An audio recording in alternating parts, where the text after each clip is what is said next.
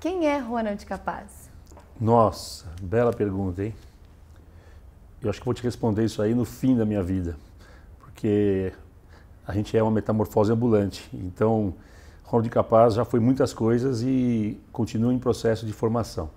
Mas se eu fosse simplificar, eu diria que Ronald Capaz é um menino que, quando era pequeno, assistia um desenho na televisão de dois cientistas malucos, em que um deles tinha um lápis mágico no bolso, e quando eles tinham um problema, uma necessidade, ele tirava o lápis do bolso, desenhava a solução no ar, uma bicicleta, por exemplo, ela na hora virava realidade e ele pegava a bicicleta e saía pedalando. E acho que deve ter ficado gravado em mim esse poder mágico do desenho e do lápis como uma forma de você transformar sonhos em realidade. Desde que eu comecei a me expressar através do desenho, eu continuo desenhando e o desenho virou a minha linguagem, a minha forma de compreender o mundo e de agir no mundo. Então, Ronald Capaz é um desenhista, um designer, já de forma mais moderna, que também estudou arquitetura achando que a vocação era desenhar casas e que acabou fazendo construção de marcas. Ou seja, a relação com ponto, linha e plano continua existindo na minha vida, só que ela ganhou uma outra dimensão que é o fato de que hoje eu trabalho com pontos de vista, com linhas de raciocínio e com planos de ação, e não só com o ponto, linha e plano, que também são ainda a minha ferramenta no desenho. Então, eu diria que, para sintetizar, eu sou um homo designer. Eu, quando era pequeno, ficava assistindo a minha tia, que fazia aula de desenho, fazia as lições de casa dela, desenhando bananas, e ficava do lado me divertindo e tentando fazer a mesma coisa. Meu pai tinha uma caligrafia linda, minha mãe fazia aula de caligrafia gótica e queria ensinar a gente a desenhar também as letras como uma forma de a gente ficar quieto e não ficar fazendo bagunça, então a gente ficava todo mundo desenhando lá na cozinha e isso virou uma espécie de interesse e de repertório, né? Então, eu acho que talvez chamar de talento possa ser uma interpretação, mas eu diria que tem muita dedicação, muito suor, muito interesse, muito prazer envolvido em permanentemente refinar a linguagem, né? Como qualquer instrumento que você domine, né?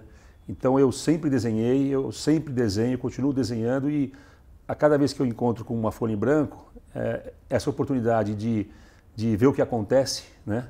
Que é saber onde você quer chegar, mas também não saber muito bem se o caminho vai te mostrar uma solução diferente, é mágica e é o que me dá muito prazer. É a hora que o tempo para mim.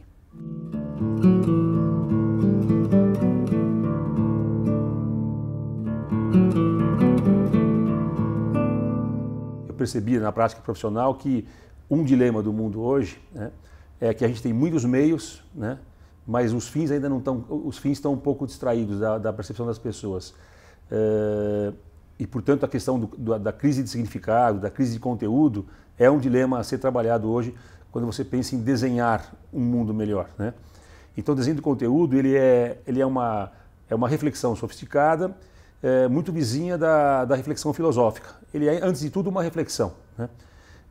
E isso tem muito a ver com uma coisa que eu percebi trabalhando também, é que nós estamos vivendo hoje um tempo e uma sociedade muito focada em resultados, em entregas, em deliveries, em performances.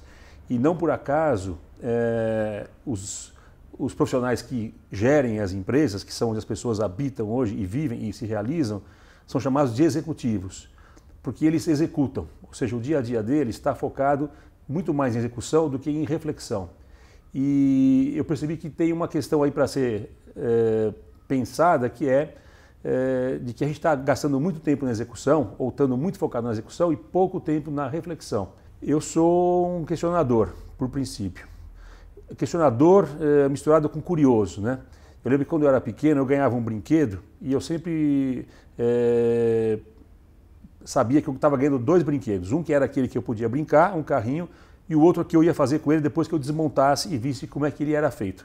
Então essa retroengenharia, que tem até nome hoje em dia, que é você estudar as coisas e tentar descobrir como elas vieram a ser o que elas são, é um jeito de ser questionador e curioso ao mesmo tempo. Então eu acho que a curiosidade é uma das musas que me inspira a querer entender o mundo que eu habito. Como seria o mundo ideal? O mundo é ideal. Essa é uma das coisinhas que eu descobri na filosofia, né, e numa corrente filosófica que defende a ideia de que a gente tem que aceitar o mundo como ele é, porque o mundo é o que só poderia ser. Não tem uma forma de você imaginar cenários diferentes, porque eles são abstrações diferentes da realidade. Então, se você souber valorizar tudo o que te acontece como sendo a expressão do sagrado, do divino ou do que só poderia ser, você tem uma relação com a realidade muito mais tranquila, muito mais calma e passa a entender que tudo é uma graça. E esse é o mundo ideal, é o mundo que a gente vive. Tudo tem um sentido, tudo tem uma razão, as pessoas que você encontra não vieram por acaso, os fatos são o que só poderiam ser e nada melhor do que isso. A gente é que começa a colocar sentidos, desejos, projetos no mundo e ele acaba ficando um mundo que não acontece do jeito que você gostaria, mas ele é o que ele é. E qual a melhor receita para poder aceitar tudo isso? É viver isso, né? Eu estou tentando ainda fazer isso porque isso é uma coisa que dá para entender, mas é difícil de viver, né? Que é você estar no presente, né? Você está a cada instante da sua relação com a vida e com o presente, estar naquele instante, né? Eu tive recentemente fazendo uma palestra em Montevidéu e encontrei um cara incrível, que é um desses mestres que me inspirou e tem me feito pensar desde que eu encontrei com ele sobre essa visão que eu já tinha, mas que ele me trouxe de uma outra dimensão, que é a questão de... Aí ele me falou assim, você tem que ver uma música um uruguaio, uma música do Arnaldo Antunes que se chama Num Dia. E aí fui ver a música que ele estava me recomendando. E a música é isso, fala assim, comer na hora de comer, sentir o sabor da comida, dormir na hora que tiver sono. É tão simples, na verdade, né? É só você estar onde você está, sem projetar outros cenários, outros lugares. É uma coisa que um outro filósofo também fala que é bonita, que eu estou onde eu não penso e eu penso onde eu não estou. Enquanto você está pensando, você não está na realidade. E quando você está na realidade, você não está pensando. E o desafio é estar na realidade quando você está com ela em contato, porque aí você vai saboreá-la e ela vai ter essa graça, essa magia que é o sentir o mundo, né? Com todos os sentidos, né? E você tem práticas para poder fazer com que isso faça parte da sua vida? Que práticas você... Então, nós conversamos sobre isso também lá, sobre meditação. Esse colega lá falava que medita diariamente e eu fiquei pensando, poxa, mas eu não medito, né? Eu sou muito acelerado, aliás, para meditar e se eu tentasse, acho que não daria certo. Mas aí eu comentei com ele e me lembrei de que, para mim, desenhar ou fazer aquilo que me envolve, que é a minha ferramenta, é uma forma de meditação. Enquanto eu estou desenhando, eu sinto que ali o tempo para. Eu estou absolutamente focado no presente, eu não estou pensando em nada, a minha mão muitas vezes está agindo sozinha e eu estou só olhando o que está acontecendo.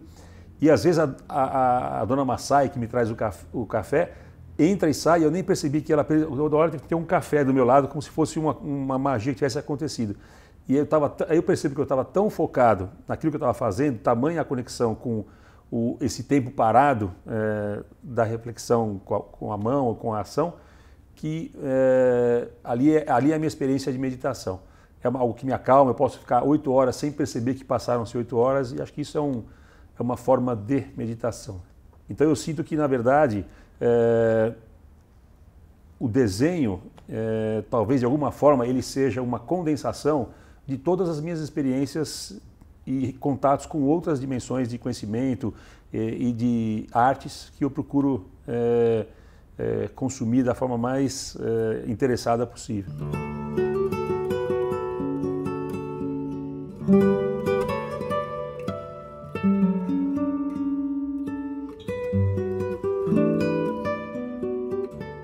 Como você entende o seu propósito de vida, o seu legado pessoal? Qual é a sua missão? Missão é uma palavra forte, né? Mas eu acho que assim,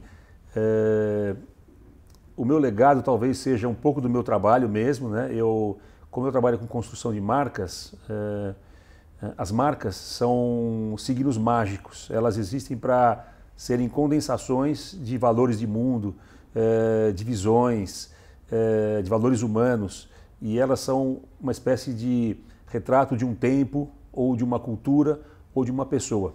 Elas têm um poder mágico de sintetizar muito significado. E elas duram, né? Então, eu tenho a impressão de que muito do meu legado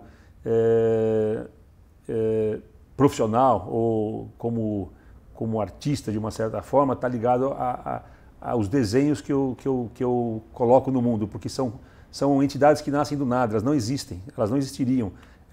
Elas acontecem porque existe uma mobilização na direção de que elas sejam criadas para simbolizar significados, sentidos e pessoas e culturas e o que é que precise ser registrado no mundo.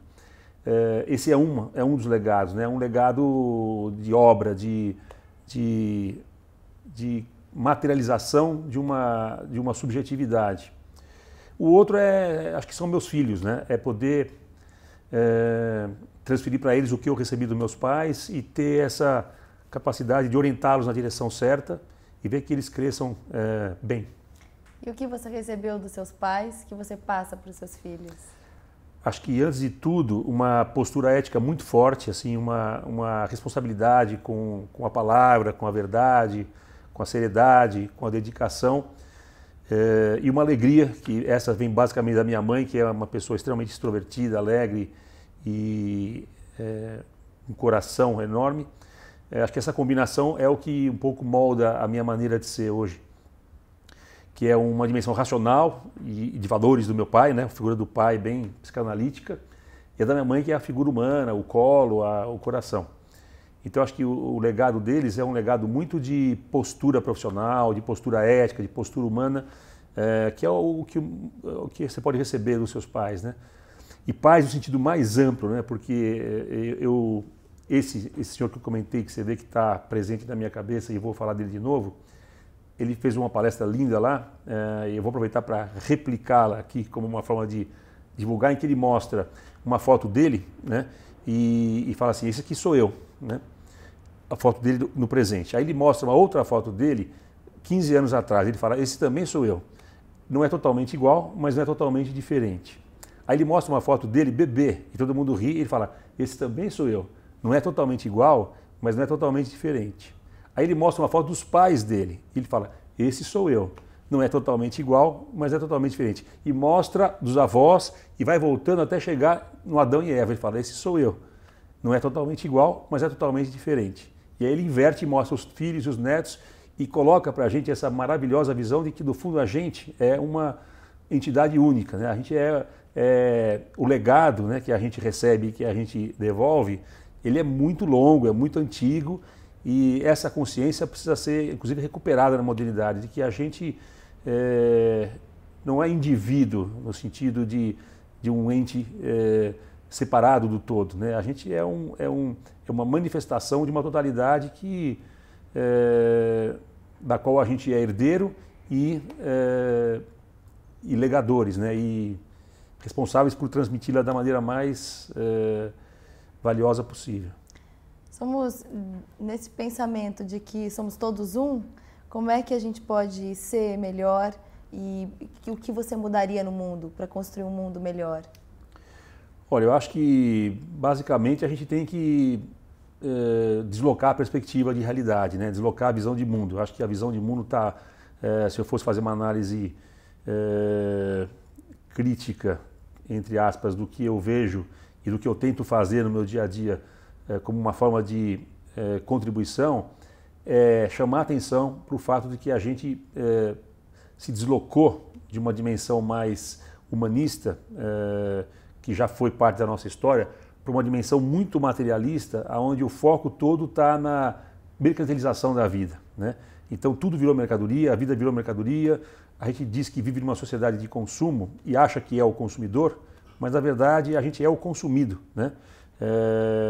Um exemplo que eu gosto que eu percebi recentemente e gosto de usar para ilustrar isso é o Facebook, né? Esse fenômeno da modernidade aí. O Facebook é um universo curioso porque você, ao mesmo tempo que você é o cliente, você é a mercadoria. Porque se você não existir, o Facebook não existe. Então ele te vende você estar lá.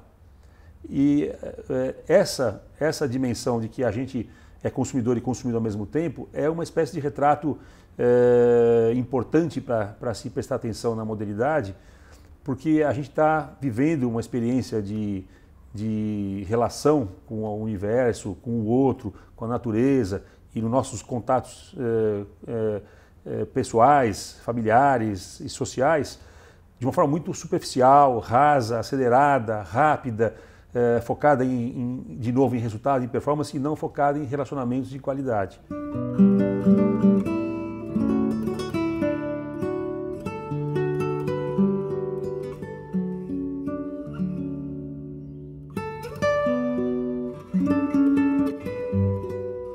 Tudo que você faz no mundo é a sua marca.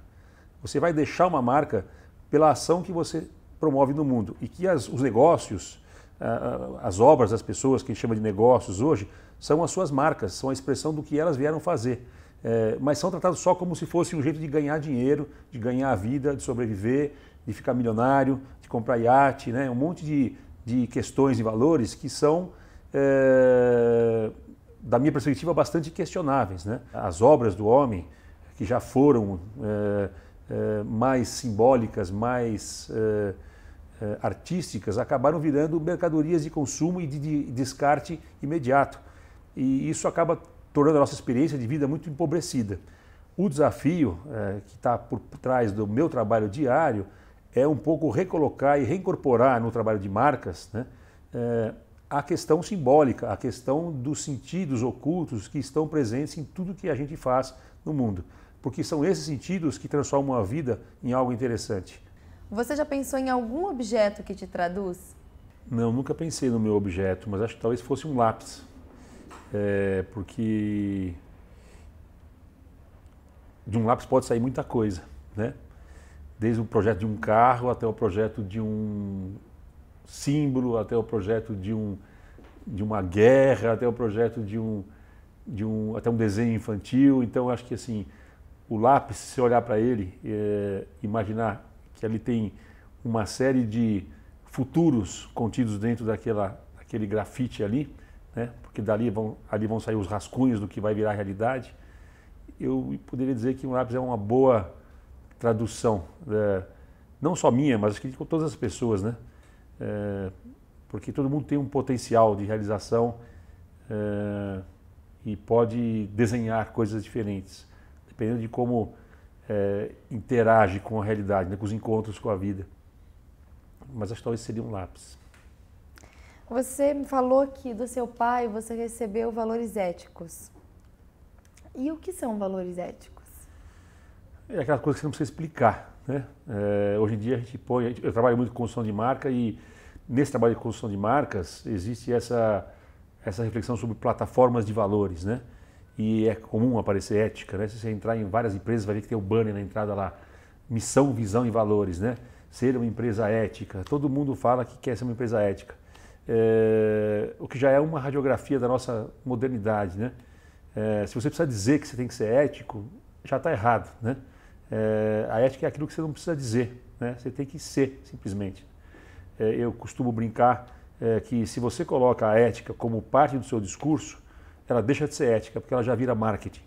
Então, a ética não é algo que você precise propagandear, né? É um jeito de ser, são as estrelas que o Kant falava que estão dentro da gente, assim como estão no céu. Então, acho que é isso, né? Assim, esse legado de ética que eu recebi dos meus pais, ele é esse conhecimento e essa consciência de respeito pelo outro, que é intrínseca ao jeito de você se comportar, né? Que te faz ser gentil com tudo, com todos, com todos os encontros com a realidade. Seja com a realidade natureza, né? Com o meio ambiente, né? E o tema da sustentabilidade é um tema de desrespeito com o mundo que a gente habita, né? De alguma forma. E, portanto, um comportamento antiético, né? No sentido de você tirar mais do que dá, mais do que devolve, talvez, não sei. Acho que seria algo nessa linha aí. É algo que não precisa explicar.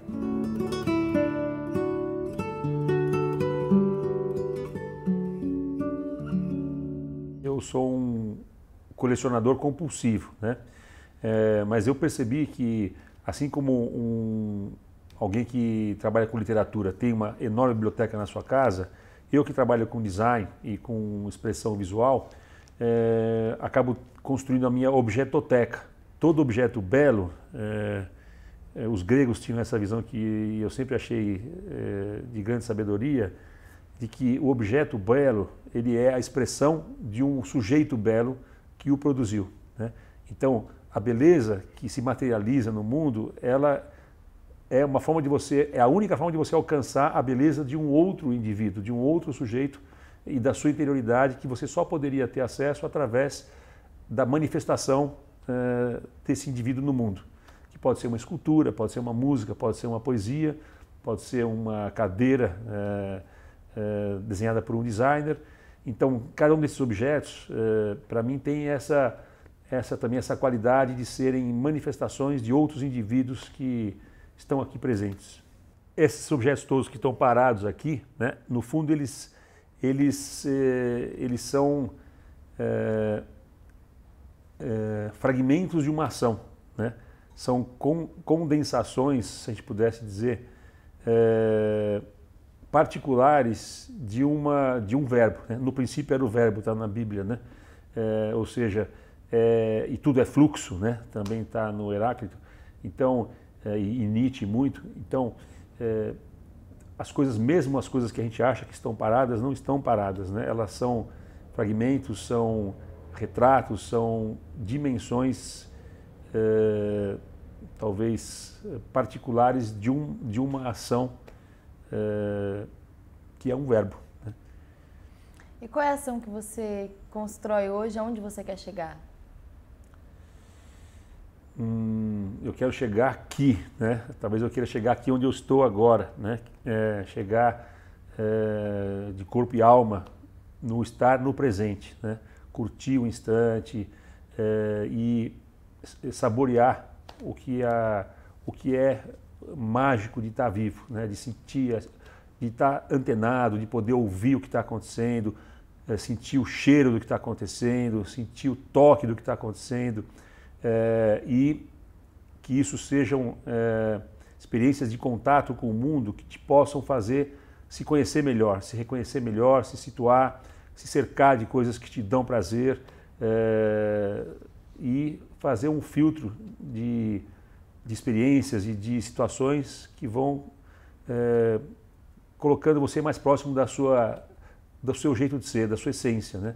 E que vão te desenhando, né? Desenhando o do que eu gosto, do que eu não gosto, do que me dá prazer, do que é feio para mim, que eu procuro me afastar, ou resolver, ou corrigir, ou consertar.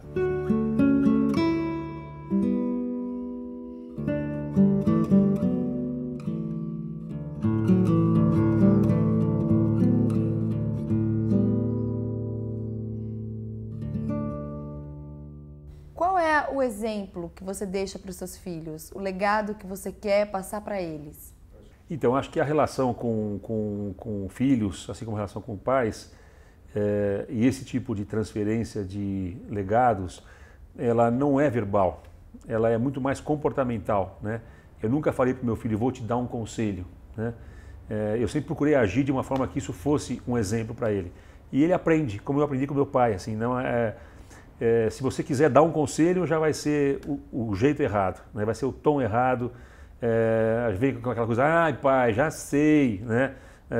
Então, eu tomo o maior cuidado com meus filhos para sempre, assim, tudo que eu possa chamar a atenção deles para coisas que já me aconteceram e que eu tomei determinado caminho, dar a essa história o tom de que, olha, comigo aconteceu assim. Nem quer dizer que vai ser igual para eles ou que vai dar errado ou certo. Mas se isso te servir para alguma coisa, aproveita, senão vai lá e quebra a cara. Porque cada um tem a sua história e tem que experimentar e tem que quebrar a cara sozinho. A gente não consegue, por mais que a gente queira poupar os filhos de situações desagradáveis, a vida é uma caixinha de surpresas. Divertida? Ah, tem que ser divertida, senão não tem a menor graça. Tem que ser divertida por princípio, né? O grande desafio, eu acho, que a gente tem hoje também como parte